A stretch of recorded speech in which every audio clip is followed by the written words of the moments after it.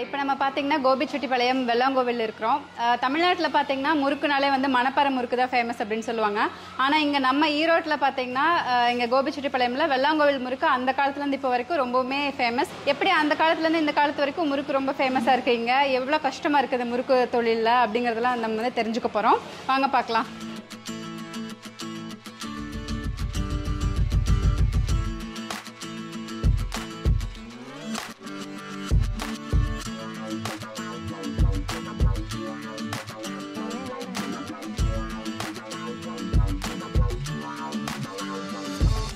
நீங்கள் எத்தனை வருஷமாக அந்த முறுக்கு தொழில் பண்ணிட்டு இருக்கிறீங்க?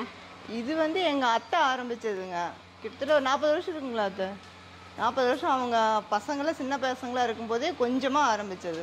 அப்புறம் அப்படியே படிப்படியாக இவ்வளோ அளவுக்கு வந்திருக்கும். இப்போ மிக்சர் போடுறீங்களாங்க? ஆமாம், மிக்சர் போட்டிருக்கோம். இப்போ இது வந்து மெஷினில் போடுறீங்க. முன்னாடியெல்லாம் கையில் போடும்போது எப்படி இந்த அளவுக்கு சன்னமாக எப்படி போடுவாங்க? அது அப்போ வந்து இந்த அளவுக்கு சன்னமாக போட முடியாது. இன்னும் கொஞ்சம் பெரிய சைஸாக இருக்கும். வீட்டில் இருக்குது காமிக்கிறாங்க. அப்போ வந்து பெருசாக இருக்கும். அதுக்கு மேலே கையில் அழுத்த முடியாது. இன்னொன்று வந்து அதுக்கப்புறமா கையில் இப்படி சுற்றுற மாதிரி இருந்துச்சு டையின்னு. அதில் ஓரளவுக்கு போட முடிஞ்சாங்க. இப்போ இந்த ஹைட்ராலிக் வந்ததுக்கப்புறம் தான் இந்த மாதிரி இந்த பாம்பே மிக்சர்னு சொல்கிறோமில்லங்க, அந்த மாதிரி நைஸ் மிக்சரில் இது ஹைட்ராலிக் வந்ததுக்கப்புறம் தான் போட முடியும்.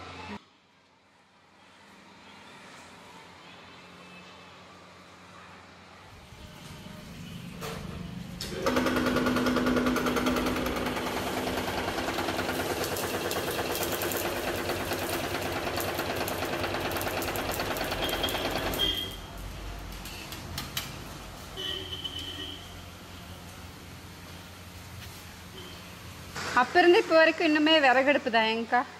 ஆமாங்க. இல்லை, இது வந்துச்சுங்க, டீசல் அடுப்புங்கிற மாதிரிலாம் வந்துச்சு. ஆனால் அது சரியாக கட்டுப்படி ஆகாதுங்க. இதுக்கெல்லாம் ரேட் ஜாஸ்தியாக இருக்கும். நல்லா இருக்க மாதிரி தான் செய்யணும். எல்லாம் தரமான பொருள் தான் போட்டு. இப்போ வந்து அக்கா நம்மளுக்கு கைமுறுக்கு சுற்றி காட்டுறாங்க. அக்கா, இந்த கைமுறுக்கு சுற்றுறதுக்கு எவ்வளோ டைம் எடுக்குங்க? நம்ம அதே மாதிரி முறுக்கு புளியில் சுடுறதுக்கும் இதுக்கும் எத்தனை முறுக்கு வித்தியாசம் வருங்க? ஒரு நிமிஷத்து அந்த மாதிரி ஆவரேஜ் டைமு? கையில் போகிறோன்னா லேட் ஆகுங்க.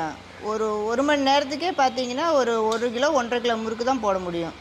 ஆனால் அதுவே புடி முறுக்குன்னா 4 கிலோ 5 கிலோ போடலாம். இது ரொம்ப லேட் ஆகும் இந்த கைமுறுக்கு சுற்றுறதுக்கு. ரெண்டாவது நல்லாவும் செய்யணுங்க. கொஞ்சம் சரியில்லாமல் சுற்றிக்கிட்டோம்னா வேகாமல் போயிடும், அந்த பொறுவறுப்பு கிடைக்காது.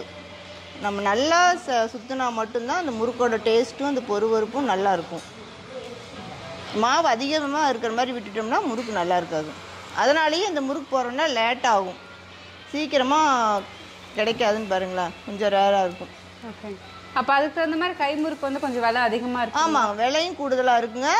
செய்யறதுக்கு உண்டான கூலியும் அதிகம் தாங்க. டேஸ்ட் அதுக்கு தகுந்த மாதிரி வித்தியாசம் வருங்க? கண்டிப்பாக வரும். கைமுறுக்கோட டேஸ்ட்டே வேறு தான். மற்ற முறுக்களை விட கைமுறுக்கு டேஸ்ட் நல்லாயிருக்கும். ஒரு நாளைக்கு ஒரு 50 கிலோ செய்வோம். 50 கிலோ 60 கிலோ போடுவோம். இப்போ அந்த முறுக்கு சப்ளை பண்ணுறது இல்லை வந்து வாங்குறதுன்னா எப்படி வாங்கணும்? நீங்கள் எப்படி சப்ளை கொடுப்பீங்க? எங்கள் வீட்லேயும் கொழுந்தனாரெல்லாம் லைனுக்கும் போவாங்க. ஈரோடு பள்ளிவாளை வரைக்கும் போவாங்க, மொடக்குறிச்சி ஏரியா அது வரைக்கும் போவாங்க. வீட்லேயும் லூஸ்லேயும் கொடுப்பாங்க. நிறையா கஸ்டமர் வர்றாங்க, வந்து வாங்கிட்டு போவாங்க. இப்போது முறுக்குனாலே தமிழ்நாட்டில் மணப்பாறை முறுக்குன்னு சொல்லுவாங்க. ஆனால் நம்ம ஈரோடு ஏரியாவுக்கு வந்து வெள்ளாங்கோவில் முறுக்கு தான். அப்போ இருந்து இப்போ வரைக்கும் அதே அந்த ஃபேமஸ் குறையாமல் இருக்கிறதுக்கு காரணம் என்னங்க? காரணம்னா நல்ல தரமாக கொடுக்கறது மட்டும்தான் காரணங்க. நல்ல பொருளை போட்டு நல்ல முறையாக கொடுத்தோம்னா அந்த டேஸ்ட் என்றைக்கும் மாறாது. லாபம் கம்மியாக இருந்தாலும் பரவாயில்லைன்ட்டுங்க, நல்ல பொருளாக போட்டால் அந்த டேஸ்ட் அப்படியே இருக்கும். ஆனால் என்ன, மற்ற பொருள் கிடைக்கிற மாதிரி முறுக்குக்கு அந்த அளவுக்கு விலையே தரமாட்டேங்கிறாங்க. மற்ற பொருள் சீக்கிரம் விலையை ஏற்றிக்கிறாங்க, ஆனால் எங்கள் முறுக்குக்கு மட்டும் அப்படி பண்ணவே முடியறது இல்லை.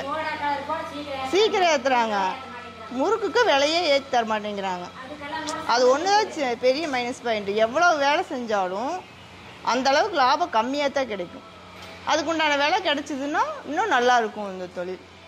கைமுறுக்குலேயே பார்த்தீங்கன்னா விசேஷத்துக்கெல்லாம் சீர்தட்ட முறுக்குன்னு போடுவாங்க. அது ரொம்ப ஃபேமஸ், நல்லா இருக்குங்க. அது சொல்லி வச்சு வாங்கிட்டு போவாங்க ஒவ்வொரு விசேஷத்துக்கும். இப்போ சீர்தட்டு முறுக்கு சுற்றி? ஆமாம், சீர்தட்ட முறுக்கு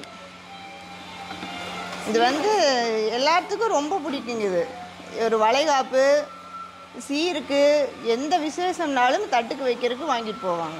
இது எவ்வளோ பெருசு வருங்கக்கா? இந்த தட்டு சைஸே வருமா? தட்டு சைஸே வரும். இதை விட பெருசாக வேணாலும் போட்டுக்கலாம். ஒவ்வொருத்தருக்கும் ஒவ்வொரு மாதிரி விருப்பம். சரி சரி. பொதுவாக இந்த சைஸ் போடுவாங்க. இதை விட பெருசாக கேட்டாங்கன்னாலும் போட்டுக்கலாம். இது செஞ்சு அந்த எண்ணெயில் விட்டு எடுக்க வரைக்கும் பொறுப்பாக செய்யணுங்க. அந்த ஏதாவது ஒரு பிரிக்கு இது விட்டு போயிடுச்சுன்னா அந்த பிரிஞ்சிரும், அழகாக இருக்காது. சேஃபாக வரணும்னா பொறுமையாக செஞ்சாகணும். மற்ற எப்பவும் செய்கிற கை முறுக்க விடங்க இது கொஞ்சம் விலை கூடுதலாக வரும். ஏன்னா சுற்றுறது கொஞ்சம் கஷ்டங்க. கை வலி எடுத்துக்கும் தொடர்ந்து செய்யறதுனால. இதுவே நாளைக்கு ஒருத்தர் கேட்டிருக்கிறாங்க. சரிங்க. அவங்களுக்காக சரி கையோட அதையே போட்டுக்கலாம் அப்படின்னு. அப்படியே ஒரு தட்டில் இதை வச்சிடலாம் சீர் வைக்கும்போது. ஆமாம், ரொம்ப அழகா இருக்குதுங்க பார்க்கறக்கே. கோபுரமாக ஒரு செட் இருக்கும். ஓ, இதுவே ஒன்று ஒன்றா குறைச்சுங்க. சரி, இப்படி வரும். ஓ, இப்படி வரும். நாங்கள் ஒரு 4-5 பேர் செய்கிறோங்க. ஆமாம், இன்றைக்கி எல்லாம் 2 பேர் லீவு போட்டாங்க. இவங்க சாரதாம்மா, அவங்க மணியம்மா, அவங்க மகேஷ் அக்கா. பாக்கெட் போகிறதுக்கு வந்தாங்க. அவங்க 2 பேர் லீவு போட்டாங்க. அவங்க எல்லோரும் சேர்ந்து இந்த தொழில் செய்ய முடியும். நம்ம தனியாலாம் செய்ய முடியாது. அவங்களாம் டெய்லி வந்து செய்யறதுனால தான் தொழில் செய்ய முடியுது. 10 பேர் இந்த மாதிரி எல்லாம் சைஸ் குறைச்சிட்டே வரும். எங்கக்கா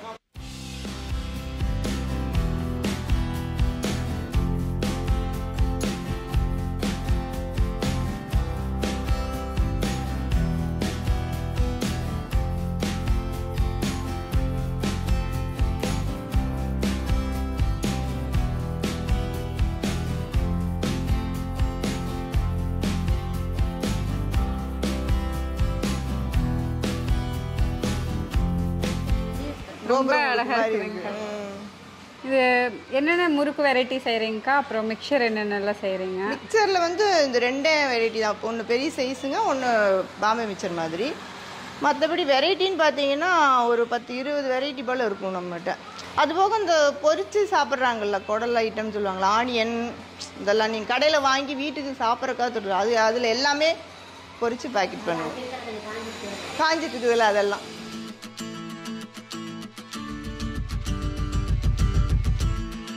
எல்லாம் நம்மளே செஞ்சு தான் பேக் பண்ணி வியாபாரத்துக்கு கொண்டு போவாங்க. வெளியில் எங்கேயும் வாங்குறது? வெளியில் எதுவும் வாங்குறது இல்லை. எல்லாம் நம்ம சொந்த தயாரிப்பு மட்டும்தான். ஆமாம், இது வந்து வீட்டு முறுக்கு, அது ராகி. இதில் முள்ளு முறுக்கு இது ஒரு ஐட்டம் போடுவோம். இதில் அதுலேயே நைஸு இது ஒரு வெரைட்டி. அது சின்ன முறுக்கு. ஆமாம், அது சின்ன முறுக்கு. இது வந்து இந்த வீட்டு முறுக்குலேயே காரம் இல்லாமல் ஓமம் மட்டும் போட்டு போடுறது. இப்போ நான் செஞ்சுருக்கிறது நைஸ் மிக்சருங்க. இது வந்து பெரிய மிக்சர். இது கையில் போட்டதுங்களா? இல்லை, இது வந்து அந்த ஹைட் அழிகள் தான் போட்டது, கையில் எதுவும் போடலை. அப்புறம் இது ஒன்று, இதுதான் ரோஜா முறுக்கு மாதிரி. இது ஒரு வெரைட்டி. இது ரொம்ப ஃபேமஸ், ஃபேன்சி ஐட்டம் மாதிரி போகும். இது ஒன்று. இது பக்கோடா மாதிரிங்க. தனியாக பூந்தி. இதுதான் ரிங் முறுக்கு. அது எல்லாமே போட்டுக்கிறது தான். இது கை முறுக்கு. இதுதான் கை முறுக்கு. நீங்கள் சுற்றி காமி சொன்னீங்கல்ல, அப்புறம் போட்டுருக்கேன். மசாலா கடலை இருக்குது, பார்க்குறீங்களா? இதுவும் நம்ம போடுறது தான், வெளியில் எதுவும் வாங்குறது இல்லை. எல்லாமே சின்ன பாக்கெட்லேருந்து 5 ரூபாயிலேருந்து 50 ரூபா வரைக்கும், அரை கிலோ பாக்கெட்டு, கிலோ பாக்கெட் வரைக்கும் அவங்கவுங்க எப்படி கேட்பாங்களோ அதுக்கு அந்த மாதிரி பாக்கெட் போடுவோம். பார்த்தீங்கன்னா 40-50 வருஷமாக வந்து ஆமாங்கண்ணே முறுக்கு தொழிலில் இருக்கிறாங்க. நீங்கள் அந்த காலத்தில் செஞ்சப்பெல்லாம் எப்படி முறுக்கு? இப்போல்லாம் நிறைய மெஷின்ஸ் வந்துருச்சுங்க. அப்போல்லாம் மிஷின் இல்லைங்கண்ணே, கையில் அரைச்சிக்குவோம். அப்புறம் கொண்டு போய் பக்கத்தில் கொண்டு ஆட்டிகிட்டு வருவோம், கிரைண்டரில் ஆட்டிகிட்டு வருவோம். அப்புறம் நாங்களே தயார் பண்ணிகிட்டு இருந்தோம். அப்போல்லாம் ஆள் கொஞ்சம் கிடைக்கல. அப்புறம் அப்படி இப்படியே கொஞ்சம் கொஞ்சம் வியாபாரம் பெருசாகும். மிஷினெல்லாம் போடுறக்க ஆரம்பிச்சிட்டோம். பையங்கள்லாம் வந்தோடனே மிஷினெல்லாம் போடுறதுக்கெல்லாம் ஆரம்பிச்சு. அப்பத்துக்கு இப்பத்துக்கும் வேற. நீங்க அப்ப ரொம்ப கஷ்டமா இருந்திருக்கும். ஆள் பிடிச்சி மாவாட்டி ஆட்டுறதுல. இப்ப பரவாயில்லைங்க, டேஸ்ட் வித்தியாசம் வருதுங்களா? மாவு கல்லில் ஆட்டுறக்கும் இப்போ மெஷின் ஆட்டுறக்கும் ஏதாவது வித்தியாசம் தெரியுதுங்களா? இல்லை, அதே டேஸ்ட் தாங்கண்ணே, அதே மாவு தானே, அதனால் அதே டேஸ்ட்டு தான். அதே தான் நாங்கள் போடுறோம். நாங்கள் எப்போ முதல்ல ஆரம்பத்தில் கடலை போட்டோமோ, அரிசி போட்டு கடலை போட்டு எள்ளு ஓமம் எல்லாம் போட்டு சுத்தம் அதையே தான் போட்டுட்ருக்குறோம். வேறு மாற்றவே கிடையாது. இவ்வளோ நேரம் முறுக்கு எப்படி செய்யறது, அதுக்கப்புறம் உங்களோட இந்த தொழிலில் எவ்வளோ கஷ்டம் இருக்குது என்னென்னலாம் பண்ணுறீங்கன்னு சொன்னதுக்கு ரொம்ப நன்றிங்கக்கா. ரொம்ப நன்றி.